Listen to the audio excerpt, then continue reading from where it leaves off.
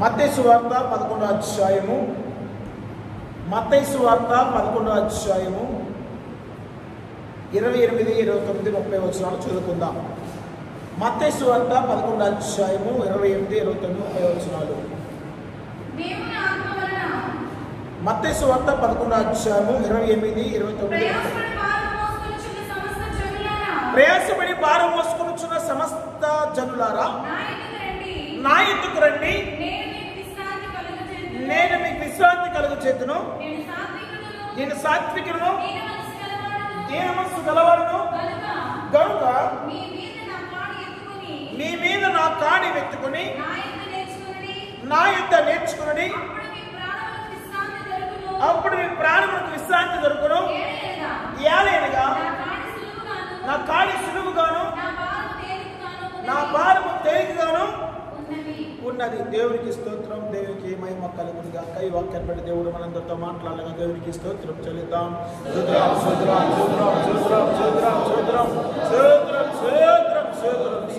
ప్రార్థన. మహాపరిశుద్ధుడా, మహాగణుడా, నీ వందనాలు. నీ కృపను, నీ అభిషేకమును, నీ బలమును దేవతని మా మధ్యలో ఉంచిన విధానం వచ్చి వందనాలు. ఇగో దేవతని దాసును మరుగుపరిచి నేను మాతో మాట్లాడి కృపల బద్దపరిచి అగ్ని కంచి కావలికి నడిపించి కృపల బద్దపరిచి మనం కావలికి సూచించమని నీకు మహిమ తెచ్చుకోమని యేసునామమున తండ్రి, ఆమేన్. దేవునికి స్తోత్రం, దేవునికి మహిమ కలుగును గాక. మత్తయి సువార్త 11వ అధ్యాయం 28, 30 వచనాల ద్వారా పరిశుద్ధాత్మ దేవుడి దీనమంతా మాట్లాడవచ్చున్నాడు. ప్రయాసపడి భారం మోసుకొచ్చిన సమస్త జనులారా, నా యొద్దకు రండి, నేను మీకు విశ్రాంతి కలుగజేతును అంటూ 29 అంటున్నాడు. నేను సాత్వికుడు, దీన మనసు గలవాడు కనుక మీ మీద నా కాడి ఎత్తుకొని నా యొద్ద నేర్చుకోండి. దేవునికి స్తోత్రం, దేవునికి మహిమ కలుగునాక. ఎందుకంటే ఈ ప్రపంచంలో సమస్త భారము మోయబడ్డవారు చాలామంది ఉన్నారు. ఆ భారంతోనే మనం యేసుక్రీస్తు ప్రభువారి దగ్గరికి వచ్చాము. ఏ భారం అంటే మనము ఒక మానవుడు మోయలేని భారము, ఆ భారము ఒక మానవుడు తీయలేని భారం.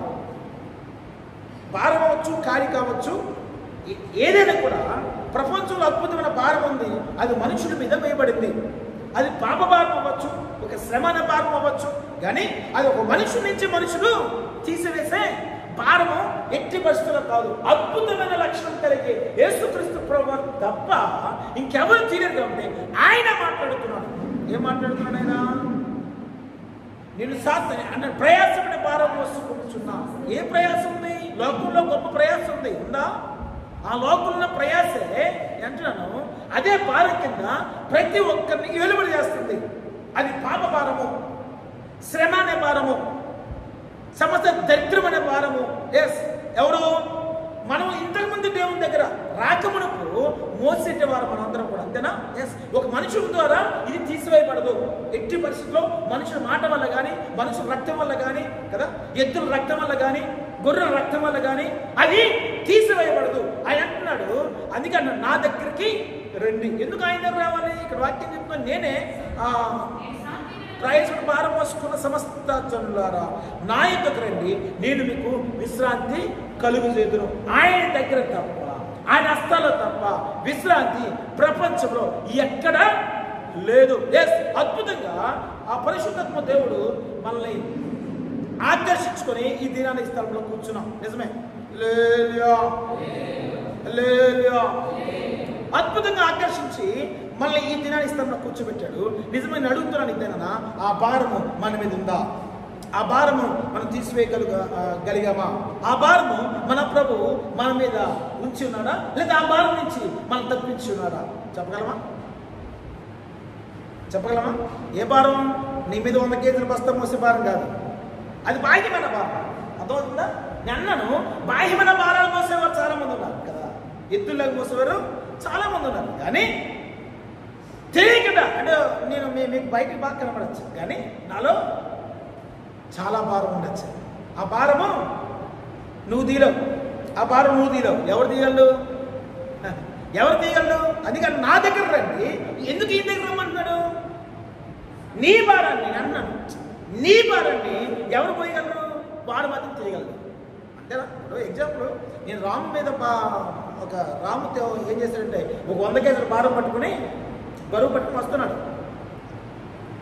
నేను దాన్ని మొయ్యగలిగితే, ఒరే ఈ భారం నాకు నువ్వు నా దగ్గర రా, నీకు విశ్రాంతి దొరుకుద్ది. అవునా? దాన్ని నేను ఎత్తుకోగలిగితేనే ఆ మాట అనాలా, లేలుయా. నువ్వు నా దగ్గరకు వచ్చి ఈ భారం నా మీద పెట్టు, నీకు విశ్రాంతి దొరుకుతుంది అని చెప్పచ్చు. కానీ అట్టివాడు, అట్టి మనుషులు భూమి మీద ఎవరున్నాడంటే మనిషి కుమారుడు తప్ప ఎవరు లేరు. నిజమే. ఆ పాప భారము ఎవరు మోసారంటే మన యేసుక్రీస్తు ప్రభువు వారు మోసారు. ఇది నా మోసి మనకేం కలిగింది? విశ్రాంతి దేవుడు అనుగ్రహించారు. నిజంగా క్రైస్తవ లోకాన్ని ఒక మాట పరిశుద్ధాత్మ దేవుడు అడుగుతున్నాడు, నిజంగా విశ్రాంతి వచ్చిందా? మనకి విశ్రాంతి కలిగి ఉన్నామా? అద్భుతంగా దేవుడు నమ్ముకున్నాం కదా, అద్భుతమైన విశ్రాంతి ఆయన దగ్గర ఉన్నాం కదా, మన పాప భారం అంతా ఆయన మోసాడు కదా, నిజంగా విశ్రాంతి కలిగి ఉన్నాం మనం? అవునా? అవునా? విశ్రాంతి కలిగి ఉన్నామా అంటే కొంచెం మరి. అందుకే అంటున్నాడు, నేను సాత్వికను దీన మనస్సు గలవాడు కనుక. ఎవరి మీద? ఎవరి కాడంటది అంటే ఇంతకుముందు ఆయన మోసాడంట కాడి, ఇంతకుముందు ఆయన భారం కలిగి ఉన్నాడంటారా? మీ మీద నా కాడి ఎత్తుకొని అంటే ఎందుకు ఈ మాట పరిశుద్ధాత్మ దేవుడు మాట్లాడుతున్నాడు అంటే, అన్నాను ఆయన కాడి మన మీద ఎత్తుకోకపోతే ఆయన ఉన్న అద్భుతమైన లక్షణాలు, దాగి ఉన్న లక్షణాలు మనము కలిగి ఉండలేము. నిజమే. ఆయన కలిగిన కాడి మనం ఎత్తుకోవాలంట, ఆయన నేర్చుకోవాలి. నేర్చుకుంటే ఈ పాప భారం ఏదైతే ఉందో, ఈ దరిద్రమైన భారం ఏదైతే ఉందో మనం ఆయన మీద విడిచిపెట్టగలం. లేకపోతే ప్రతి మానవుడు కూడా అయ్యో ఈ భారం బట్టి ప్రతి ఒక్కరు కూడా ఏమవుతారంట, ఈ భారాన్ని బట్టి ప్రతి ఒక్కరు కృంగిపోతూ ఉంటారు. ఆత్మీయులు క్రైస్తవులు చాలా మంది. నిజమే. ఏంటి ఆ భారము అంటే దరిద్రమైన ఆలోచనలు. ఏంటి ఆ భారము అంటే దరిద్రమైన ఆలోచనలు ఎలుబడి చేస్తుంటాయి. ఎస్, ఆ భారాన్ని బట్టి కొంతమంది చనిపోతుంటారు కూడా, ఆ భారాన్ని బట్టి దేవుని విడిచి వెళ్ళిపోతుంటారు కూడా. అయ్యో, ఎందుకంటే ఆయన అంటున్నాడు, నేను సాత్వికుని దీన మనసు గలవాడు కనుక నా కాడి, మీ కాడి మీ మీద ఎత్తుకోమని చెప్పట్లేదు. నా కాడి ఎవరి మీద ఎత్తుకోవాలంట?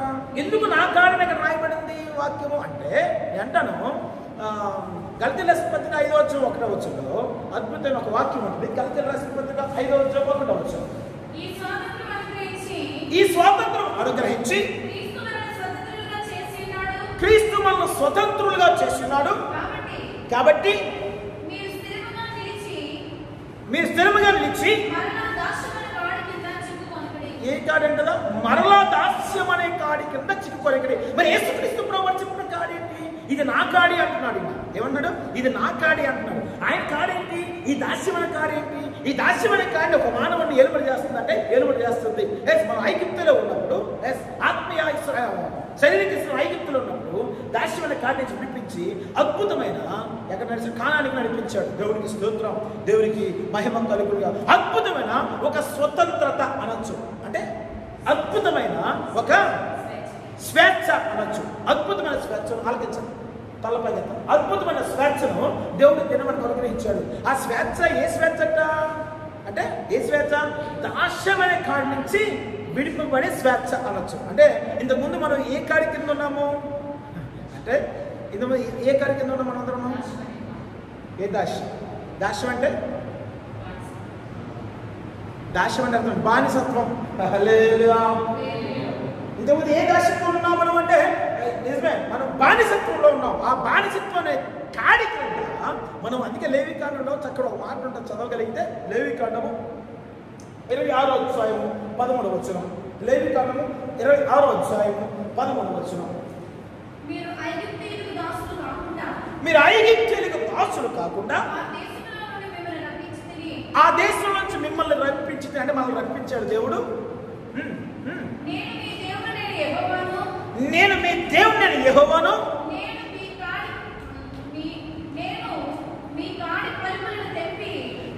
మీ కాడి పలుపులను తెంపి మిమ్మల్ని నిలువుగా నలుగు చేసి.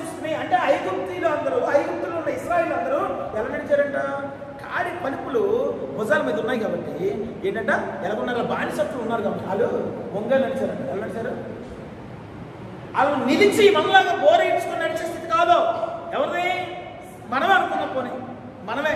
దేవుని స్తోత్రం. ఒకప్పుడు ఎప్పుడు దేవుడు నమ్మకం ముందు సమస్త కాడులు, సమస్త బానిసత్వం కింద ఉన్న మనము, సమస్త పాపభారం వస్తున్న మనము నిలువుగా ఇలా బోరేసుకొని నడిచే స్థితి కాదు. యూదా గోత్రం సింహం యొక్క ఆ యొక్క లక్షణాలు మనకు ఉన్నాయి కాబట్టి, రక్షణ పడ్డాం కాబట్టి అద్భుతంగా నుంచొని అద్భుతంగా నిలువుగా నడవగలుగుతున్నాం, సక్రమంగా నడవగలుగుతున్నాం. కానీ అప్పుడు అంటాడు లేవికాండంలో, మీ కాడి యొక్క పలుపులు తెప్పి ఉన్నాను కాబట్టి మీరు ఇప్పుడు ఎలా నడుస్తున్నారట? నిలువుగా నడువు చేస్తే. ఎవరు నడువు చేశారంట? అంటాను ఈ దినాన చాలా మంది క్రైస్తవులు దేవుడు వాగ్దానం చేసిన ప్రకారము ఇశ్రాయేలు వాగ్దానం చేశాడు, వాళ్ళు నిలువుగా నడువు చేసినట్టు ఆయనే చేశాడు. అయితే ఈ దినం కూడా మన జీవితంలో దేవుడు వాగ్దానం చేస్తున్నాడు. ఏంటంట? దేవుడు స్తోత్రం, ఈ కాడి పలుపులు లేదా ఈ కాడి మన మీద వేయబడదు. అంటే బానిసత్వము మన మీద ఉండనదు. ఏ బానిసత్వం కలిగి ఉన్నాం మనము? మన అద్భుతంగా స్వేచ్ఛ ఇవ్వబడింది. అంతేనా? అద్భుతంగా స్వేచ్ఛ ఇవ్వబడింది. ఏ విషయం స్వేచ్ఛ ఇవ్వబడింది అంటే నువ్వు ఎవరి కింద లేవు. అర్థమవుతుందా? నువ్వు ఎవరి కింద లేవు. ఏ కాడి నీ మీద లేదు. ఏ కాడి నీ మీద లేదు. ఎవరి కింద నువ్వు బానిసత్వంలో లేవు. దేవుని స్తోత్రం. మరి ఇశ్రాయేలు ఏ బానిసత్వంలో ఉన్నారండి? దేవుడు అలా మాట్లాడి చెప్పగలరా? లేదా. ఇశ్రాయేలు ఏ బానిసత్వంలో ఉన్నారు? ఏ కాడి కింద ఉన్నారు వాళ్ళు చెప్పగలరా? ఐగుప్తి ఫరో కాడి కింద అనొచ్చు, ఫరో యొక్క లక్షణాల కింద ఉన్నారు అనొచ్చు కదా. ఫరో యొక్క లక్షణాల కింద ఉన్నారు అని చెప్పచ్చు. ఇంకా ఐగుప్తులో ఏదైతే జరుగుతుందో బానిసత్వం, చేపలు, మాంసము, ఎస్ ఆ బానిసత్వంలో ఉన్నారు. ఎందుకంటే అయ్యో బయటికి వెళ్ళినప్పుడు ఆ మన్నా తింటూనే ఆలోచన, అబ్బా ఈ మన్నా తప్ప ఇంకోటి వేరేది లేదా? దేవతలు తిన్న ఆహారం, ఆకాశం ధాన్యం తింటూ వాళ్ళు చెప్తున్న మాట అంటే ఇంకేది లేదా? అంటే ఐగుప్తులు దొరికినవి ఇక్కడ దొరకవా? ఐగుప్తులు దొరికిన ఇక్కడ దొరకండి లేదా? ఐగుప్తులో దొరికిన ఇక్కడ దొరికినారవో అది దొరికితే నేను అదే బానిసత్వం అంట. నిజమే. ఏ బానిసత్వం ఉన్నావు నువ్వు అంటే నేను అది నా కాడి అంటే ఆయన కాడి ఏంటి? ఆయన బానిసత్వం మనం ఉండాలంటారా? అంతేనా? కాడిని అర్థం ఏంటి? దాసిపోయిన కాడి. అయితే ఇంకో కాడి ఉంది. ఏం కాడి? యేసుక్రీస్తు ప్రభువారు అనే కాడి అని వచ్చింది. లేదా యేసుక్రీస్తు ప్రభువారు అనే కాడి. నేను అంటాను అది భారం అయితే ఇది సులువు అంట. అందుకే నేను దీన మనసు కలవాను, నేను సాత్వికుడు కనుక అది నాది మీరు ఎత్తుకోండి. అర్థమందా? అంటే బయట ఉన్న కాళ్ళు దీన మనసు సాత్వికము ఉండదని అర్థమే కదా. లేదా ఎక్కడున్న కాడి? బానిసత్వంలో ఉన్న స్వేచ్ఛ, బానిసత్వంలో ఏంటి ఉండదంట? సాత్వికం ఉండదు, దీన మనసు ఉండదు, ఏది ఉండదు. అది నువ్వు ఏం చేస్తుంది? నువ్వు చనిపోయినంత వరకు నువ్వు పోయాలా? ఎలా పోయాలా? అది సైడ్కి పోయగలవా కాడి? దేవుని స్తోత్రం. ఒంగోన పోయాలా? దేవుని స్తోత్రం. దేవునికి మహిమ కలుగును గాక. అది దేవుడు అద్భుత కార్యం చేసి నేను విడిపించాడు. ఎస్ అంటే అర్థం ఏంటంటే ఒక క్రైస్తవుడు, ఒక సంఘం అద్భుతంగా కట్టబడిన క్రైస్తవుడికి నువ్వు కాడి క్రింద లేవు కాబట్టి, యేసుక్రీస్తు ప్రభువారు అనే కాడి క్రింద ఉన్నావు కాబట్టి, యేసుక్రీస్తు ప్రభువారికి లక్షణము ఎవరికి రావాలంట? దీన మనసు గలవాడు, నేను సాత్వికుడు కనుక నా కాడి మీరు ఎత్తుకోండి. అద్భుతమైన లక్షణాలు ఒక క్రైస్తవుడు కలిగి ఉండాలి. అది అంటాను అద్భుతమైన ఆయన కాడిని మోయడము అంటాను. ఆ కాడి యొక్క లక్షణాలు క్రైస్తవులు కనబడట్లేదు. ఏ కాడి యొక్క లక్షణాలు కనబడుతున్నాయంట చెప్పగలరా? ఏ కాడి యొక్క లక్షణాలు?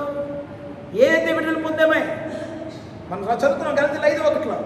అంటే అర్థం ఏంటంటే ఇంతకుముందు ఏ కాడి కింద బానిసత్వం, తాగుడైన బానిసత్వం, జూదం అనే బానిసత్వం, పేకాట అనే బానిసత్వం నిజమే. అంటే కాడి కింద. ఇంకా వ్యభిచారం అందే కాడి కింద. ఎప్పుడున్నామంట? ఇందులో దీన మనసు ఉండదు. బయట ఉన్న అంటే ఈ కాడి కింద ఉన్న వారికి దీన మనసు ఉండదు, సాత్వికం ఉండదు, ఇంకే లక్షణాలు ప్రభువారి యొక్క అద్భుతమైన లక్షణాలు ఇందులో ఉండనరవు. ఎస్ ఎప్పుడైతే ఆయన కాడి మనం ఎత్తుకున్నాము, అంటే నా కాడి ఎత్తుకొని నా దగ్గర అంటే ఆయన కాడి ఎత్తుకుంటూ రాదంటారా? అంటే ఆయన కాడి అంటే అర్థమేంటి? అంటే అర్థమేంటి? యేసుక్రీస్తు ప్రభువారు నీకు కాడిపోవాలి అంటే యేసుక్రీస్తు ప్రభువుని అద్భుతంగా నీవు మొయ్యగలగాల. ఇది భారము లేనిది అంటే అనొచ్చు. అన్న ఇందాక మనం దైవికంగా చదువుకున్నప్పుడు కాడి మోకలు ఉన్నప్పుడు ఒంగోలు నడిచారు కదా, ఇప్పుడు నేను నిలదీసాను కదా అనొచ్చు. మరి ఈ కాడి ఏంటి అనొచ్చు. ఈ కాడి అన్నడ భారము లేదంట. సులువుగా ఇక్కడ వాక్యం చదువు ఒక్కసారి. నేను సాత్వికం దీన మనసు గలవాడు కనుక మీ మీద నా కాడి ఎత్తుకొని నా యుద్ధ నేర్చుకోండి, అప్పుడు మీ ప్రాణము విశ్రాంతి దొరుకును. హల్లెలూయా. ఏలేనిగా నా కాడి సులువుగాను నిజంగా ఉంటుందండి. ఇప్పుడు ఎత్తులు కట్టినట్టు ఏంటంటే దాని ఏంటి? కాడి. ఎత్తులు కట్టినప్పుడు కాడి అంటారా? కాడి అంటారా? ఇద్దరు భుజం మీద కట్టింది. హల్లెలూయా, హల్లెలూయా. దేవునికి స్తోత్రం, దేవునికి మహిమ కలుగును గాక. హల్లెలూయా. ఎప్పుడైతే ఆ మోకు తాళ్ళు దేవుడు విడిపింపజేశాడో, నేను అన్నాను అది ఉండనేరదు. ఎప్పుడైతే ఉండనేరదు అది నిలువుగా నడుస్తుంది. అంటే ఆ దీన మనసు, ఆ యొక్క సాత్వికము దేవుడు సంఘం మీద ఉంచి ఉన్నాడు. ఎస్, ఎప్పుడైతే ఆయన కాడి నువ్వు మోస్తావో, ఆయన మోస్తూ ఏం నేర్చుకోవాలంటే ఆయన దగ్గర ఏం నేర్చుకోవాలంటే ఏం నేర్చుకోవాలి? నేను సాత్వికం దీన మనసు గలవాడు. ఆ సాత్వికము దీన మనసు ఒక క్రైస్తవుడు నేర్చుకోవాలి. ఆయన పరిశుద్ధుడు కాబట్టి ఆ పరిశుద్ధత ఏంటో ఆయన దగ్గర నేర్చుకోవాలి.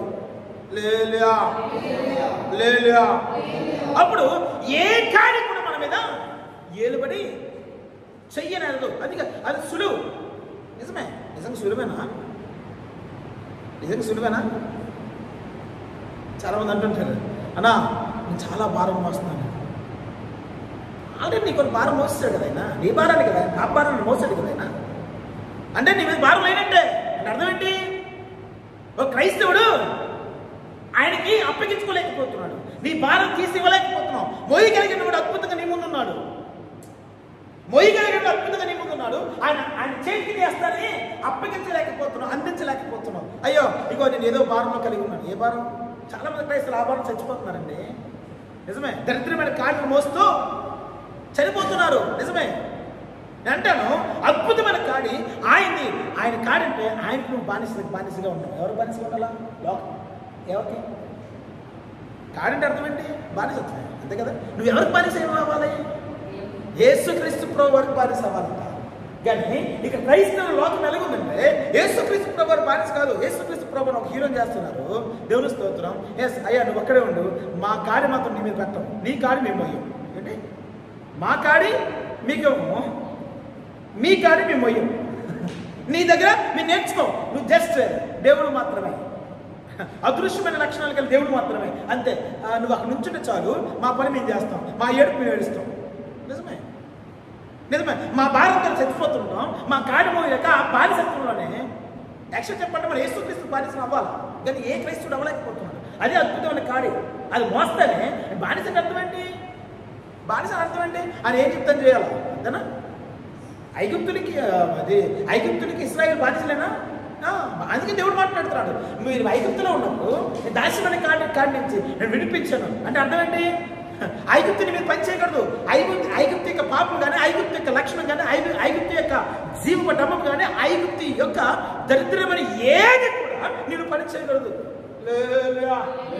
ఎందుకంటే ఆ కాడికి నువ్వు లేవు, ఆ బానిసత్వం నువ్వు లేవు. బానిస అంటే అర్థం ఏంటంటే అని చెప్తే అది వినాలా? అవునా? ఇప్పుడు నాకు ఈ రాము అవ్వచ్చు, లేదా చిరంజీవి అవ్వచ్చు, లేదా రాముడు అవ్వచ్చు, నాకు వీళ్ళు బానిసలు అనుకుందాం, అంతేనా? నాకు మీరు బానిసలు అయినప్పుడు నువ్వు మేడ నుంచి కింద దూకావా? అవునా? నేను ఈ 3 రోజులు నీకు భోజనం పెట్టంటే అలా ఏమనకూడదు, అంతే. నువ్వు ఈ పని చేయాలి, పొద్దున్న తెల్లవారు 6 నుంచి రాత్రి 10 గంటలకు నీ పని చేయాలి. బానిసత్వం అంటే అర్థం ఏంటి? పని చేయాలి, అంతే. నువ్వు తిండి పెట్టిన బానిసత్వం అంటే అది. అవునా అన్నాడు. ఆ బానిసత్వం, ఆ కాడి నిన్ను విరిచి వేస్తున్నాను, ఆ కాడి మోకులను నీకు తెంపి వేస్తున్నాను. మీరు వంగ నడకలేదు, అద్భుతంగా ఇగో నా దేవుడు అని వినిపించున్నాడు, అద్భుతంగా నడగలరు. ఎస్, అది నడిచేస్తే నేను భక్తి జీవితంలో చక్కపరచడం అంటాను. నీ భక్తి జీవితంలో అద్భుతంగా నిటారుగా నడిచేసేసి క్రైస్తవ సంఘానికి ఉండాలి. ఎప్పుడు నడగలము? ఆ భారము, ఆ కాడి నీ మీద లేని ఆల్రెడీ నేను మోసాను, నేను వెరగొట్టాను అన్నాడు. ఆ కాడి మోకలు నేను తెంపాను అంటాడు ఆయన. ఇదేనా క్రైస్తవులు అడిగితే అంటాను, ఏ క్రైస్తవుడు కూడా నీ బానిసగా ఉండలేకపోతున్నాడు. ఉంటాడా? సమస్య లేదు, అని బానిసగా ఉండలేకపోతున్నాం ఎవరు కూడా. అందుకే ఎప్రిల్ రాసిన పత్రిక 12వ అధ్యాయంలో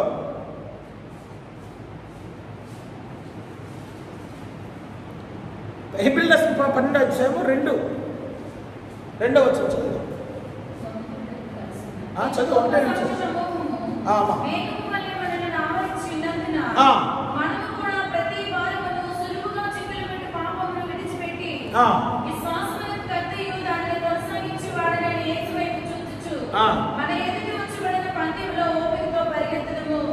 ఆయన తన ఎదురు ఉంచబడిన ఆనందము కొరకే అవమానము నిర్లక్ష్య పెట్టి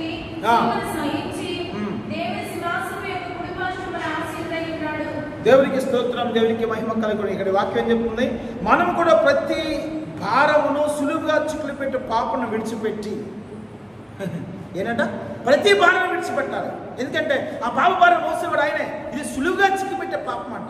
సమస్తాన్ని విడిచిపెట్టగలిగితే అని, ఎందుకంటే మనకి బదులు ఆయన మోసాడు లేదండి, అద్భుతంగా మోసాడు. కానీ ఆయన మనం మోయలేకపోతున్నాం. అద్భుతంగా మన పాప భారం అంతా ఆయన మోసాడు. ఈ దినాన అడిగితే క్రైస్తవులు అడిగితే, నువ్వు ఏ కార్యక్రమం ఉన్నావు, ఏ కార్యం మోస్తున్నావు, యేసుక్రీస్తు ప్రభువు కార్యం మోస్తున్నావు అంటే, దేవుని స్తోత్రం మోయలేకపోతున్నాం. ఆ కార్యం మోస్తే నేను అంటున్నాను, ఆయనకు నువ్వు బానిసవే. అద్భుతంగా ఆయన చెప్పిన మట్టు ఆలకిస్తావు. నిజమే, ఆయన పరిశుద్ధత. దానికి అర్థం ఏంటంటే ఆయన చెప్పిన ఆజ్ఞ ఏదైతుందో ప్రతి ఆజ్ఞ కూడా క్రైస్తవ సంఘంలో ఏర్పాటు చేస్తుంది. ఇక ఇది చేయకూడదు, ఇది చెయ్యాలి ఎట్లా బానిస ఒక లక్షణము అదే. లోకమైన బానిసల గురించి ఈ దిన పరిశుద్ధ దేవుడు మాట్లాడుతున్నాడు. ఈ క్రైస్తవ సంఘంలో క్రీస్తుకున్న బానిసలు ఎవరో అద్భుతమైన కొత్తమైన సంఘము క్రీస్తుకు బానిసలు అవ్వాలి, క్రీస్తుని కాడి మొయ్యాలి, మోస్తూ ఆయన నేర్చుకోవాలి. కానీ ఈ దినాన నేను మోస్తున్నాం అంటున్నాడు. కానీ ఎవరితో నేర్చుకుంటారు? లోకంలో నేర్చుకుంటారా? ఇంకో బోధకులతో నేర్చుకుంటారా? నిజమే. అయితే ఆయన సత్యము, ఆయన యొక్క దీన మనసు మనకు వచ్చిందా అంటే కొంచెం మనకి ఎవరు కూడా రాలేకపోతుంది. అందుకే సమస్త భారాన్ని నువ్వు విడిచిపెట్టగలవా? ఒక క్రైస్తవుడా అంటే లేదు, నా భారం నా దగ్గర ఉంటుంది. అయ్యా నువ్వు అక్కడే ఉండు. నిజమే, నా కార్యం నా దగ్గర ఉంటుంది, నేను బానిసత్వంలో ఉంటాను. నిజమే. యేసుక్రీస్తు నీకు బానిస అంటే యేసుక్రీస్తుకి నువ్వు బానిస అవ్వాలా? నేను అవ్వలేకపోతున్నావు. అయితేనే ఆయన మాట వింటావు, లేక వినలేవు. అప్పుడు నిజంగా ఆయన అద్భుతంగా నువ్వు నేర్చుకోగలవు. అది వాక్యం చెప్తుంది కదా, అక్కడ చదువు మళ్ళీ రిపీట్ చేయి. అది కాదు, 11వ అధ్యాయం మత్తయి సువార్త వచ్చాయి.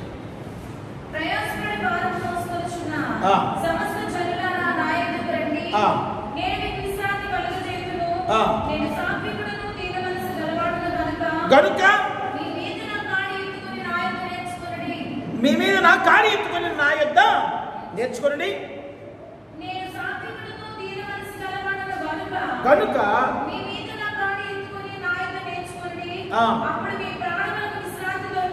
అప్పుడు మీ ప్రాణములకు విశ్రాంతి దొరుకును.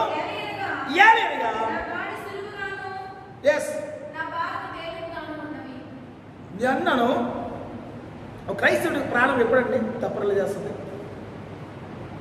ఏమన్నాడు? నా ప్రాణము. ఎవరి ప్రాణానికి చెప్పాలా? మన యొక్క ప్రాణానికి విశ్రాంతి దొరకాల. ఎస్. ఎప్పుడు విశ్రాంతి దొరుకుతుంది? నేను పాప భారం కలిగి ఉంటే నాకు విశ్రాంతి దొరుకుతుందా? అందుకే అంటాడు కీర్తన 42 కీర్తన 42లో చదవట్లేదు, నేను చెప్తాను. కొరకుమార్ అంటే, నా ప్రాణమా నీవు నాలో నువ్వు ఎందుకు తొందరపడుచున్నావు? ఎవరిలోని? నా ప్రాణమా ఎలా కృంగిన్నావు? ఎవరన్నారు మాట? కోరకుమారులు ఆ భారం మోస్తున్నాడు అంటారా? దేవునికి మా కాడిని ఆయన వేరే కాడి మోస్తున్నాడు అంటారా? నిజమే, ఆయన ప్రాణంతో మాట్లాడుతున్నాడు. ఈ దినాన మన ప్రాణము తప్పరలు చేస్తుందా? అవుతుందా? మన ప్రాణానికి విశ్రాంతి దొరుకుతుందా అంటే దొరుకుతుంది. ఎప్పుడు దొరుకుతుంది? ఎప్పుడు ఒక క్రైస్తవుడు ప్రాణం ఎప్పుడండి విశ్రాంతి దొరుకుతుంది? చెప్పాలా? దేవుని నమ్మకం దొరుకుతుందా? బాప్తి తీసుకుంటే దొరుకుతుందా? అద్భుతమైన అదృశ్యమైన లక్షణాలు ఉన్నాయి కదా. ఎస్, అదే నేను అంటాను కాడి. అదనా ఆయన పరిశుద్ధత, ఆయన కృప. అర్థమవుతుందా? ఆయన పరిశుద్ధత, ఆయన కృప, ఆయన నీతి సమస్తమును అది కాడి కింద ఉండాలి. అనే కాడి కింద అంటే మనం వాటిని మోయగలగాలి, వాటిని మనం బానిసం అవ్వాలా. దేవునికి స్తోత్రం, దేవునికి మహిమ కలుగును గాక. హల్లెలూయా. అయినట్లయితే అద్భుతంగా మనం ఏం చేయగలమంటే నిజముగా మన ప్రాణానికి ఏం దొరుకుతుంది? విశ్రాంతి దొరుకుతుంది. చాలామంది ప్రాణానికి దినాన్ని క్రైస్తవ ప్రాణానికి విశ్రాంతి దొరకట్లేదు. అంత తొందరే. అన్న నేను దేవుడు నమ్ముకున్నాను అంటారు, కానీ అంత తొందరే. అన్న నేను దేవుడు నమ్ముకున్నాను అంటారు, ప్రాణానికి సేద లేదు. దేవునికి స్తోత్రం. కొరకుమని అంటున్నాడు ఆయన, చక్కగా అన్నాడు, నా ప్రాణమన నువ్వు నాలో ఎలా తొందరపడుచున్నావు, నువ్వు తొందరపడుకో. ఎస్, ఇప్పుడు అంటున్నాను, మనం ప్రార్థన చేయొచ్చు. ఎప్పుడు ఆయన అద్భుతమైన ఆయన కాడిని మోస్తూ ఆయన దగ్గర అదృశ్యమైన లక్షణాలు నేర్చుకుంటే నీ ప్రాణానికి విశ్రాంతి కలుగజేస్తుందట. ఎస్, నీ ప్రాణానికి విశ్రాంతి ఉంటేనే ఇంకొకటి ఎవరికి విశ్రాంతి ఉంటుంది? నువ్వు చనిపోయిన తర్వాత నీకు విశ్రాంతి అవుతుందండి. ఇలాంటి విశ్రాంతి ఉన్నారు నిజమే. చాలామంది ఆ కార్యకు పోయినారు, మన కార్యని మనం మోసుకొని ఇంకా ఆయన దగ్గర ఏం నేర్చుకుంటాం? ఆయన కాడి నువ్వు మోస్తే ఆయన దగ్గర నేర్చుకోవాలి. ఆయన నువ్వు బానిసం అయితేనే కదా ఆయన చెప్పిన మాట నువ్వు ఆలకించగలవు, లేకపోతే ఆలకించలేవు. దేవుడికి స్తోత్రం, దేవుడికి మహిమ కల. అందుకే విలాప వాక్యాల్లో చక్కటి మాట ఉంటుంది. విలాప వాక్యం 3వ అధ్యాయము 26, 27 వచనాలు.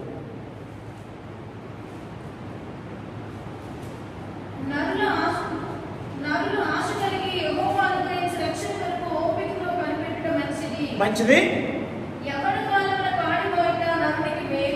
యవ్వన కాలంలో కాడి మోయట నరునికి మేలు. దేవునికి స్తోత్రం, దేవునికి మహిమ కలుగునిగా. ఎందుకు యవ్వన కాలంలో కాడి మోయట నరునికి మేలునికి అని చెప్పబడుతుంది? 26వ వచనంలో అంటున్నాడు, ఆ నరులు ఆశ కలిగి యెహోవాను అనుగ్రహించు రక్షణ కొరకు ఓపికతో కనిపెట్టుట మంచిది. ఎస్, మన ఓపికతో ఉన్నాం కాబట్టి అద్భుతమైన రక్షణ వచ్చింది. మంచిదే రక్షణ వచ్చింది. యవ్వన కాలంలో నీవు ఆయన కాడి మోయగలిగితే. ఇప్పుడు నువ్వే విధంగా మోస్తావో నీ బిడ్డలు చూస్తారట, నీ లోకం చూస్తుంది, నీ కుటుంబం చూస్తుంది. ఏ కాడేది? ఏ కాడి? దేవుడు అనబడే కాడి, దేవుణ్ణి మోయబడే కాడి. నిజమే. ఆ దేవుణ్ణి నీవు యేసుక్రీస్తు ప్రభువారిని నువ్వు మోయగలిగితే యేసుక్రీస్తు ప్రభువారి కింద నువ్వు ఉన్నట్టు. ఆయన నీ మీద. ఎస్, కానీ అది భారం కాదు. ఏది భారమో ఏది కాడి అంటే ఏది భారంగా ఉండదు. నీ శ్రమ నీకు భారంగా ఉండదు కాదట్లేదు, కానీ ఆయన కృప నీకు భారంగా ఉండకూడదు. నిజమే. ఆయన వాక్యం నీకు భారంగా ఉండకూడదు. ఆయన పరిశుద్ధానికి భారంగా ఉండకూడదు. ఈ దినాన్న పరిశుద్ధమైన వాక్యం మాట్లాడుతుంటే చాలా మందికి భారంగా ఉంటుంది. అమ్మో ఈ విధంగా మేము బ్రతకలేవండి అంటారు కదా చాలా మంది. అమ్మో యేసుక్రీస్తు ప్రభువారి దగ్గరికి వస్తే చాలా మంది అన్ని అంటారు. యేసుక్రీస్తు ప్రభువారి దగ్గరికి వస్తే తాగకూడదండి, యేసుక్రీస్తు ప్రభువారు చర్చికి వస్తే వ్యభిచారం చేయకూడదండి. అమ్మో అవి ఎవరికి భారం అంట? అన్యులకు భారం. మరి క్రైస్తవులు కూడా ఈ దినాన్ని గట్టిగా వాక్యం చెప్తే అంటారు, మీరు వాక్యం అన్న నీ వాక్యం చెప్తే భయం అవుతున్నాడు. ఏంటి భారంగా ఉందా? లేలుయా. అంటే నువ్వు వాక్యం చెప్తుంటే భయం వేస్తుంది. ఎందుకు భయము? దేవుని స్తోత్రం. దేనికి భయము? ఇక దాస్యం అనే కాడి కింద ఉన్నాం కదా భయం వేస్తుందా? అవునా? అసలు ఏ కాడి కింద ఉండాలి? ఆయన కాడి, ఆ కాడి, నా కాడిని నువ్వు పోయి దేవుని స్తోత్రం. నిజమే. నా కాడి నువ్వు పోసి నా దగ్గర నేర్చుకుంటే నాది సులువు, భారము లేనిది. నేను సాత్వికని దీన మనసు గలవని కనుక. ఈ దిన అటువంటి క్రైస్తవ సంఘం ఉందంటారా? ఉండాలి, ఉండ తీరాలి. నిజమే. అప్పుడు మన ప్రాణానికి విశ్రాంతి దొరుకుతుంది. అప్పుడు మన క్రైస్తవ ప్రాణానికి విశ్రాంతి దొరకదండి. ఉందా? చాలా మంది సంఘాలు అంటారా, అన్నా నా ప్రాణం తెప్పరం చేస్తుంది అన్నా, నా ప్రాణానికి విశ్రాంతి లేదయ్యా అన్న. గలిబిలవుతుంది. క్రైస్తవులు అంటున్న మాట. క్రైస్తవులు ఆ మాట అనకూడదు. ఎందుకు అనకూడదు? ఎవరంటారు? దేవుని అనబడే కాడిని మోయినప్పుడు మాత్రమే అనగలవు. నీ సొంత కాడి ఉంది, అది అప్పుడనే కాడి కావచ్చు, అప్పుడనే భారం కావచ్చు కదా. శ్రమలనే కాడి కావచ్చు, శ్రమలనే భారం కావచ్చు. లేక తిండినే కాడి కావచ్చు, ఆ భారం కావచ్చు కదా. ఒక వ్యసనమనే కాడి కింద నువ్వు ఉండొచ్చు, అవి నీకు భారం అనిపించట్లేదా అంటే చాలా మంది అవి భారం అనిపించవు. ఏది భారం అనిపిస్తుంది? నువ్వు తాకరా అంటే భారం అనిపిస్తుంది. అంతేనా? నువ్వు ఇంతకుముందు నువ్వు చొట్టాడు కదా, నువ్వు దేవుని దగ్గర వచ్చినప్పుడు నువ్వు నిలువుగా ఒంగో నడిచేవాడు కదా, ఇప్పుడు నిలుగా ఉన్నాడు అంటే భారం అనిపిస్తుంది. అవునా? ఇదిగో వాక్యం ఇది. నువ్వు పరిశుద్ధంగా ఉంటే ఎలాగుంటావు, పరిశుద్ధంగా లేకపోతే నరకంలోకి వెళ్తా అంటే ఈయన వాక్యం నువ్వు భయపించేస్తాడు అనుకోమంటే లేలియా. నిజమే. ఆయన అంటున్నాడు సమస్త జనులారా, వాడు క్రైస్తవుని పిల్లలేదు. ఇక్కడ వాక్యంలో మనం చదువుకుంటే క్రైస్తవుల పిల్లలు క్రైస్తవులారా సమస్తమైన సమస్త జనులారా ప్రపంచంలో అందరిని పిలుస్తున్నాడు. నువ్వు రక్షింపడ్డావు ఇది నాన్న. ఎవరిని పిలిచాడు పిలుపు? అందరినీ పిలిచాడు. అందరూ రాలేదు కానీ ఆ కృప నీకు వచ్చింది. ఆ కృప భారం నీ మీద ఉంది. ఆ మహిమ భారం నీ మీద ఉంది. నిజమే. ఆ పరిశుద్ధ భారం నీ మీద ఉంది. ఆ నీతి యొక్క భారం నీ మీద ఉంది. ఆ భారం అద్భుతంగా మోయగలిగితే నన్ను ఆ భారాన్ని మోయగలిగితే నీ దరిద్రమైన భారాన్ని యేసుక్రీస్తు ప్రభువు మోసాడు కాబట్టి ఆయన భారం నువ్వు మోయగలిగితే ఆయన కాడి కింద నువ్వు ఉన్నట్టే. అప్పుడు అద్భుతంగా అది మోస్తూ ఆయన నేర్చుకోగలంట. మోయిపోతే నేర్చుకోలేదండి. నేర్చుకోవాలి మోయిపోతే. ఎగ్జాంపుల్ నేర్చుకోగలమా? ఇదిగో నేను పరిశుద్ధిని కనుక అంటాడు ఆయన. ఆ మాట మనం ఏం చేయాలా? ఆ మాట అనే కాడి కింద మనం ఉన్నట్టయితే నువ్వు అద్భుతంగా ఆయన చెప్పిన మాట అంట. అవునా? 2 ఎద్దుల్ని కట్టి బండి తోలేటప్పుడు నువ్వు కూర్చొని కొరడా పట్టుకుంటే ఎక్కడికి వెళ్ళడానికి వెళ్తాయి. ఎందుకు రామ ఎందుకు వెళ్తాయి? వెళ్ళకపోతే ఏం చేస్తావు? నీ స్వాధీనంలో ఉన్నాయి అవి నీ స్వాధీనంలో ఉన్నాయి. నిజమే. కొత్త మామూలు కాదు. వెళ్ళకపోయినా రాకపోయినా దిగి మళ్ళీ అది నడిచినంత వరకు కొడతాం. ఎందుకు? అది నీ స్వాధీనంలో పెట్టబడ్డాయి. నీకు అవి బానిసలు. మళ్ళీ ఇప్పినంత వరకు కూడా నీకు ఎదురు చెప్పవు.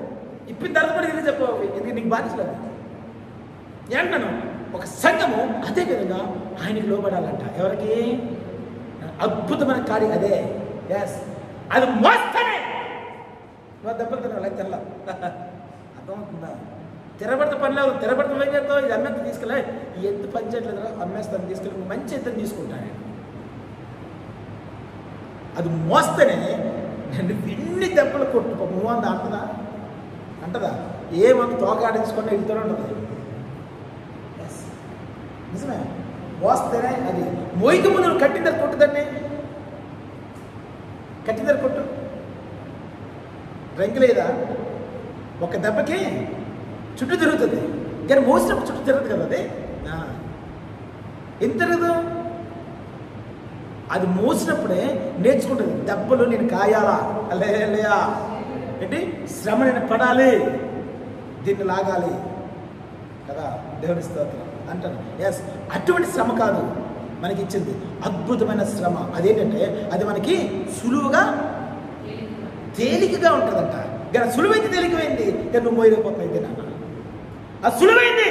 నేను సాత్వికుని కనుక అది సులువైంది. నేను పరిశుద్ధిని కనుక మీరు పరిశుద్ధంగా ఉండండి. అది సులువైందే. కానీ ఆ మాట నీకు భారం. ఆ మాట నీకు ఏమవుతుంది? ఒక అద్భుతమైన కార్యక్రమం తయారవుతుంది. అది క్రైస్తవుడు ఎవడు కూడా నమ్ముకుంటాడు. కానీ పూర్తి క్రైస్తవులకు వస్తున్నారా అంటే క్వశ్చన్ మార్క్. నిజమే. నువ్వెవరికి నా బానిస అంటే నా కుటుంబానికి, నా లోకానికి బానిస, నా భార్యకి నేను బానిస, నా భర్తకి నేను బానిస అంటాను. అవునా? నేను అద్భుతంగా నీవు నీ దేవునికి బానిస అయితే అదే ఆయన కార్యం మీద ఎత్తుకోవడం. అప్పుడు ఎన్ని దెబ్బలైనా ఆయన సహించాడు, నువ్వు సహించాలా. అర్థమవుతుందా? ఎన్ని వెళ్ళినప్పుడు కొడతారండి కానీ అది ప్రధానమైన గమ్యాన్ని చేరడమే. అందుకే చదువుకున్నాం ఏప్రిల్ 12:3 1-2 ఏంటి? చదువు ఒక్కసారి.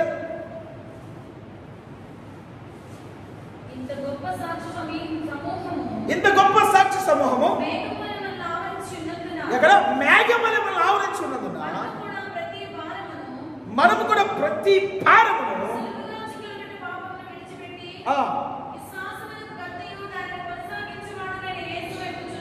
చూచుచు మన ఎదుట ఉంచబడిన పందెంలో ఓపికతో. ఓపిక లేకపోతే నువ్వు భారం మొదల్లో ఆ కాడి నీ మీద ఉంటే నువ్వు పరుగు పందెంలో దేవుడి స్తోత్రం పరిగెట్లో. ఇంకో కాడి ఉండాలి. ఏ కాడి? యేసుక్రీస్తు ప్రభువారు. ఆ కాడిని ఎత్తుకొని ఆయన నేర్చుకుంటే ఆయన చూస్తేనే నీ పరుగు పందెం అవుతుంది. అది ఆత్మీయ స్థితిలో అద్భుతమైన పరుగు పందెం అంట. ఆ పరుగు పందెంలో అంటాను నేను కాలు జారుతాయి, నేను కాదంట. కానీ నీ మీద ఉన్నవాడు నిన్ను ఏం చేస్తాడు? ఏం చేస్తాడు? దేవుడికి స్తోత్రం. అందుకే వాక్యం ఉంది. యోహాను సువార్త ఒక్కసారి. యోహాను సువార్త 13:33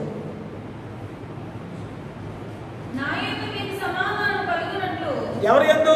ఆయన యందు మనకు, నా యందు మీకు సమాధానం కలిగినట్లు ఈ మాటలు మీతో చెప్పుచున్నాను. ఏంటంట? లోకంలో మీకు శ్రమ కలుగును, ఆలకించాలి. ఆయనను కూడా ధైర్యము తెచ్చుకోండి.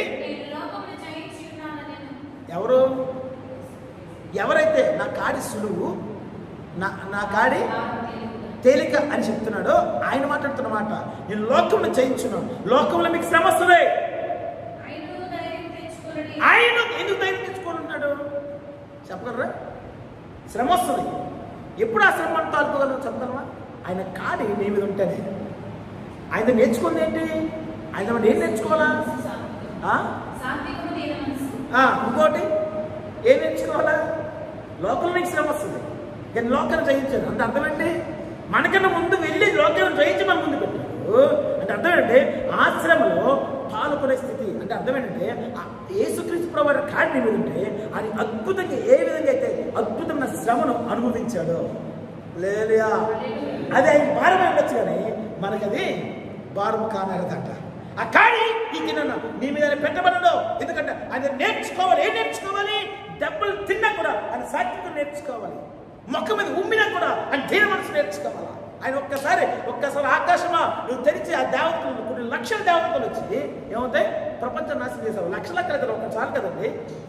అసురు రాజ్యం అంతా ఏమైపోయింది? అసురు సైనికులు అంతా ఏమైపోయారు? ఇసుక ప్రార్థన చేస్తే ఏమయ్యారు? దేవుడికి స్తోత్రం, దేవునికి మహిమ కలుగుతుంది అక్క.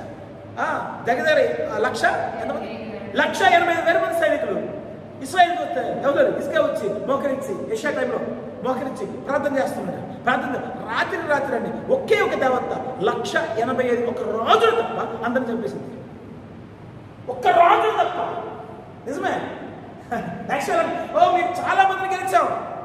ఆ దేవత అనబడ్డ వారికి ఎవరు మమ్మల్ని ఏం చేయలేదు. మీ యెహోవా దేవుడు ఏం చేయగలడు అన్నారు అసురు రాజు.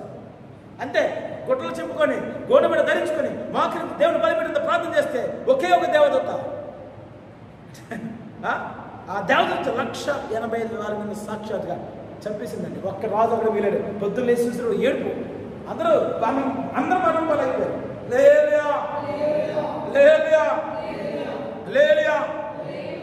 ఏ భారం కలిగి ఇంకా ప్రార్థన చేశారంటారు?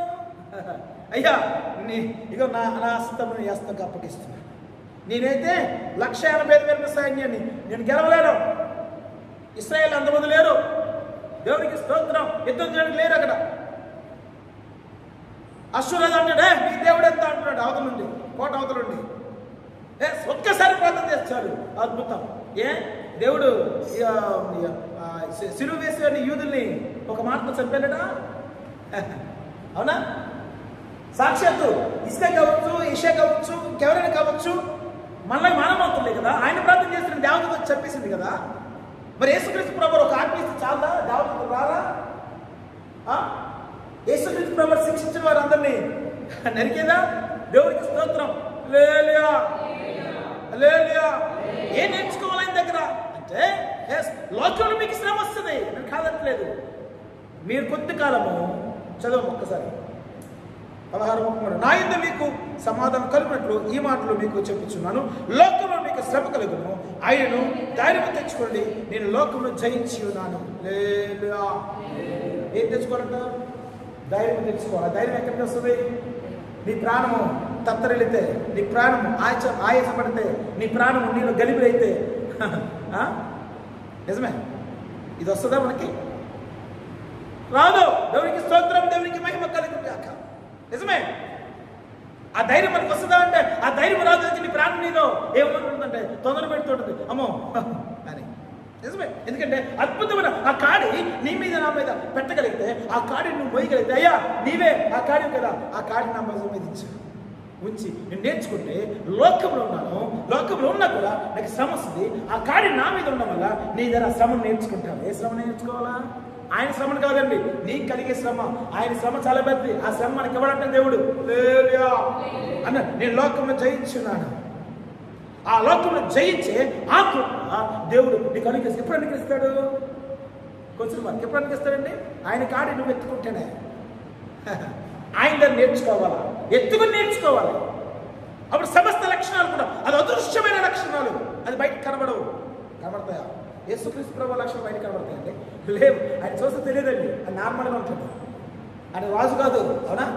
బాహ్యంగా రాజు కాదు, దేవుని స్తోత్రం. యూదులకు రాజు, ఆత్మీయశత్వం. ప్రపంచానికి రాజు, ఆత్మీయశత్వం. కానీ బాహ్యంగా ఆయన రాజు కాదు. ఒక గొర్రెల కాపరి ఇంట్లో పుట్టాడు, దేవునికి స్తోత్రం. ఒక గొర్రెల తొట్లో పుట్టినట్టుగా వాక్యం చెప్పబడుతుంది. హల్లెలూయా, హల్లెలూయా, హల్లెలూయా. ఎస్, అటువంటి కాడి అద్భుతంగా ఈ దినాన క్రైస్తవులు పోయగలిగితే నీ కుటుంబం ఏ విధంగా ఉంటుందా, మన సంఘము ఏ విధంగా ఉంటుందంట. హల్లెలూయా.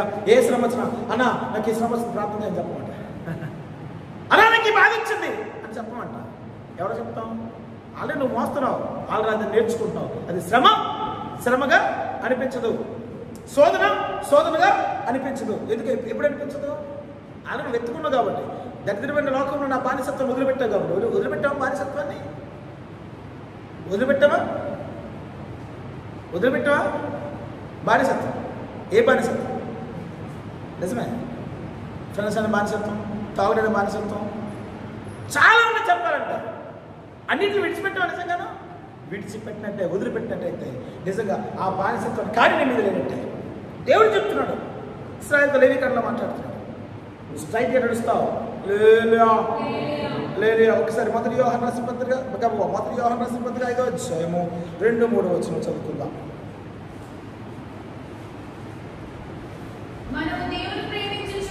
మనము దేవుని ప్రేమించు ఆయన ఆజ్ఞలు నేర్చుకున్న వారు మైతుమా. దేవుని పిల్లలు ప్రేమించిన దాని వల్ల ఎరుగుదము. మనం ఆ ఆజ్ఞలను గైకొంటే దేవుణ్ణి ప్రేమించున్నాం. ఎవరు? నేను ఇంతకు అన్నట్టుగా ఆయన మాట చాలా, వాళ్ళ వాక్యం చాలా మంది భారంగా ఉంటుంది. కానీ ఇక్కడ ఏమన్నాడు? ఆయన ఆజ్ఞలు భారమైనవి కావు, అది సులువైనవి. అద్భుతంగా దాన్ని మనం చేస్తే లేక కష్టం అంట. అవునా? కష్టమే కదా, నిజమే.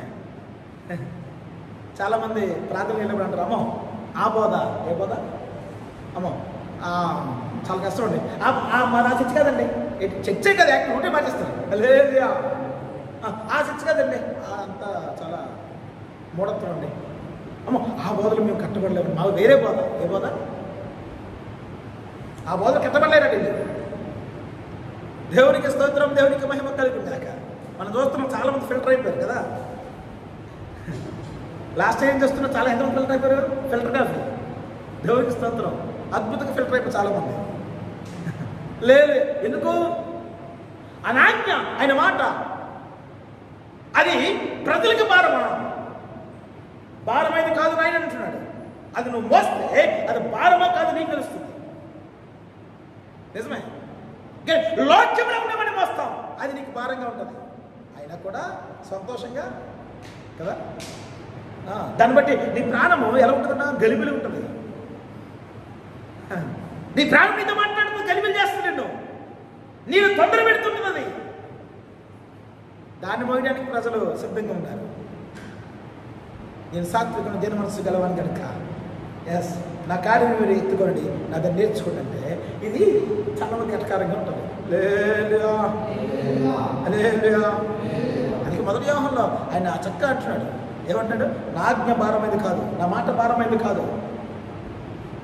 ఏది భారమైంది చెప్పండి? ఏది భారమైంది? పాపను వదిలిపెట్టడం భారమా? పాపం చేయడం భారమా? నీ అంట పాపను వదిలిపెట్టడమే భారం అంట కదా, అంతేనా? చాలామందికి నువ్వు క్షమించు అడుగు, నువ్వు ప్రార్థన చేయి, నేను దేవుడు తాగుతాడు రా బాబు అంటే అది చెయ్యం. కష్టం చాలామందికి. చాలామందికి అంటే 100% క్రైస్తవులకి అది కష్టమే. కష్టమే కదమ్మా, కష్టమే. పాపం వదిలిపెట్టి చాలా కష్టం అండి. పాపం చేయడం సులువు అందరికీ. లోకానికి అదే కదా, క్రైస్తవుడికి అదే కదా. నిజమే. ఏం చెప్తుంది వాక్యం? పాపం చూపు చూడొద్దని అంటుంది. ఎస్, చూస్తున్నామా లేదా? అవుతుందా లేదా? దేవునికి స్తోత్రం, దేవునికి మహిమ కలుగుగాక. మరి వాక్యం ఏం చెప్తుంది? ఆ భారాన్ని మోస్తున్నామా? ఆ భారాన్ని విడిచిపెట్టమే అని అంటాను. అద్భుతంగా విడిచిపెడితే నువ్వు విడిచిపెట్టే నీ వల్ల కాదు, పరిశుద్ధాత్మ నీకు తోడున్నాడు కాబట్టి నువ్వు తీసుకెళ్ళి ఎవరి మీద పట్టాలంట. అందుకే ఆయన వచ్చాడు. అందుకే పాపను మోసే గొర్రెపిల్ల అని పేరు. ఏం పేరండి? లోక పాపములన్నీ మోసే గొర్రెపిల్ల, లోక పారవతకు మోసే గొర్రెపిల్ల, లోకమక్క కాడిని మోసే గొర్రెపిల్ల అనొచ్చు. నేను కాడిని వేరకొట్టే గొర్రెపిల్ల కూడా అనొచ్చు, పాపాన్ని శిక్ష విధించే గొర్రెపిల్ల కూడా అనొచ్చు. నిజమే. ఏ భారం మన మీద ఉంది? ఏ కాడి నువ్వు మోయగలుగుతున్నావా? ఆయన్ని మోయగలిగితే నేను అంటున్నాను, ఆయనకి నువ్వు బానిసవే. ఆయన బానిసవ అయితే మనకు అద్భుతమైన స్థితి ఎలా ఉంటుందంటే, ఆయనకు అదృశ్యమైన లక్షణాలంట నీళ్ళు నాలో ఏర్పడి చేస్తాయి. నీళ్ళు నాలో ఏర్పడి చేస్తాయి. అందుకే ఐగుప్తులు విడిపించాడు కాదంట, దాస్యమైన కాడి నుంచి విడిపించాడు, కానీ ఆయన్ని విడిపించాడు. ఆత్మస్థితిలో కూడా విడిపించాడంటే కాదట్లా. కానీ వాళ్ళు ఏం చేశారు? వెళ్తుంది కానానికి, ఆలోచనేమో ఐగుప్తు, తిండేమో అద్భుతమైన పరలోకమని తిండి. ఏంటి? ఆకాశ ధాన్యము మన్నాన్ని తింటున్నారు, దేవతల ఆహారం తింటున్నారు. తింటే కూడా ఇది ఏ ఆహారం కావాలట? వాక్యం 40 సంవత్సరాలు తిన్నారండి. ఎంత కృప అండి! 40 years తిన్నారు. 40 సంవత్సరాలు దేవతలు తిన్న ఆహారం తిన్నారంట ఇశ్రాయేలు అంతా. నిజమే. తింటూనే ఏమన్నారు? దాని టేస్ట్ అంటారు, ఇది కొత్తిమీర గింజల్లో ఉన్నాయే, ఇది తేనె కలిపినట్టు ఉన్నాయా అంటారు అక్కడ వాక్యంలో. ఆ టేస్ట్ కూడా చెప్తారు దేవుడి స్తోత్రం. ఈ టేస్ట్ నచ్చరా? ఏ టేస్ట్ వచ్చింది? మాంసం ముక్కలు అక్కడ దొరుకుతాయండి. దేవునికి స్తోత్రం. ఆ కోడలో రకరకాల టేస్ట్లు అక్కడ. నిజమే. ఒకసారి వదిలేచ్చాము లేదా? ఒకసారి ఆ కాడిని తీసివేయబడింది. మళ్ళీ ఆ కాడికి ఆలోచన వస్తే ఏమవుతుంది? ఆ కాడి నీకు ఆత్మస్థితిలో మళ్ళీ పెట్టబడుతుంది. నువ్వు నెట్టారని నడవలేవు, ఒంగని నడుస్తావు. ఎంతకాలం నడుస్తావు ఒంగని? ఇప్పుడు నడువు చచ్చిపోతావు. ఎంతకాలం నడుస్తావు ఒంగని? నడవగలమా? నిజమే. ఈలోపు దేవుడు అక్కడ వస్తుంది. తల్ల పైకెత్తబడ్డవారు మాత్రమే, అదిగో ప్రభు వస్తున్నాడు. ఎవరైతే తల్ల పైకెత్తబడ్డవారు మాత్రమే, ఎవరైతే వెలిగింపడి ఉన్నారో వారు మాత్రమే లేపడతారు. మిగతా ఒంగోలు అందరూ కూడా, బానిసత్వంలో ఉన్నవారందరూ కూడా, లోకమైన కాడి కింద ఉన్నవారందరూ కూడా, బానిసత్వాన్ని కాడి కింద ఉన్నవారందరూ కూడా లేపబడరు, ఎత్తబడరు. లోకంలో మనకు వస్తుందండి, శ్రమ వస్తుంది కాదట్లేదు. అద్భుతమైన ఆ శ్రమను కూడా ఆయన దగ్గరే, ఆ దెబ్బలు కూడా ఆయన దగ్గర నేర్చుకోవాలి. నిజమే. నెక్స్ట్ రేపు 2024 ఎలక్షన్స్. 13వ తారీఖు ఎలక్షన్ అయిపోయిన తర్వాత జూన్ 6వ తారీఖునే, 4వ తారీఖున, 6వ తారీఖున వచ్చిన తర్వాత ఒకళ్ళు బీజేపీ వస్తే మన పరిస్థితి అదే. అప్పుడు తెలుస్తుంది ఎవరు కాడి మాత్రం తెలుస్తుంది. నెక్స్ట్ బీజేపీ వస్తే ఏంటంటే ఈ విధంగా వేసుకొని ఆరాధన చేస్తుంది కాదు. దేవునికి స్తోత్రం. Close, total close. అప్పుడు ఎవడు నిలబడి నడుతున్నాడు, ఎవడు ఒంగొని నడుతున్నాడు తెలిసిపోతుంది. ఎవరు నిజమైన భక్తు? నిజమే. అందుకే అంటున్నాడు, నేను దీన మనసు కలవాని కనుక అది నా దగ్గర నేర్చుకో. లోకంలో దొరకదు, లోకంలో దొరికినదో నేర్చుకోగలుగుతారు ఆయన దగ్గర. అంటే ఏం నేర్చుకుంటున్నాం ఆయన దగ్గర? నేర్చుకోగలుగుతున్నామా? నేర్చుకోవాలంటే అంటున్నాను, నాకు బానిస అయితే మీరు నా మాట వింటా, లేకపోతే ఇది నా బానిస అండి, నా మాట వినకపోతే ఏం చేస్తాను? అరగేసి కొడతాను, లేకపోతే ఇంకొక మొబైల్ కొడుకుంటాను. అంతేనా రాము? అంతేనా? ఇది నా బానిస, ఇది వినపోతే, ఇది నా మాట వినకపోతే ఏం చేస్తాను? రాము దీన్ని ఏం చేయరా, లేకపోతే అరగేసి కొట్టరా అంటాను. అలాగే అన్న, ఇది నువ్వు బానిస కాబట్టి నీ చెప్పింది చేస్తావు కాబట్టి దీన్ని నేలకేసి కొడతావు, నేను ఇంకోటి కొంటాను తీసుకెళ్ళి. ఎస్. మరి ఎప్పుడు మన ఆయన బానిసలుగా ఉంటాం? ఎప్పుడు ఆయన అనబడే కాడి కింద మనం ఉంటాం అంటే ఎప్పుడు ఉండగలం? అదృశ్యమైన లక్షణాలు. అవునా? అందుకే ఆ పైన ఆజ్ఞల్లో విషయం మనం చదువుకోలేదు. 1 యోహాను రాసిన పత్రిక 3వ అధ్యాయం, 1 యోహాను రాసిన పత్రిక 5వ అధ్యాయం 1 నుంచి చదవమ్మా. 5:1 నుంచి.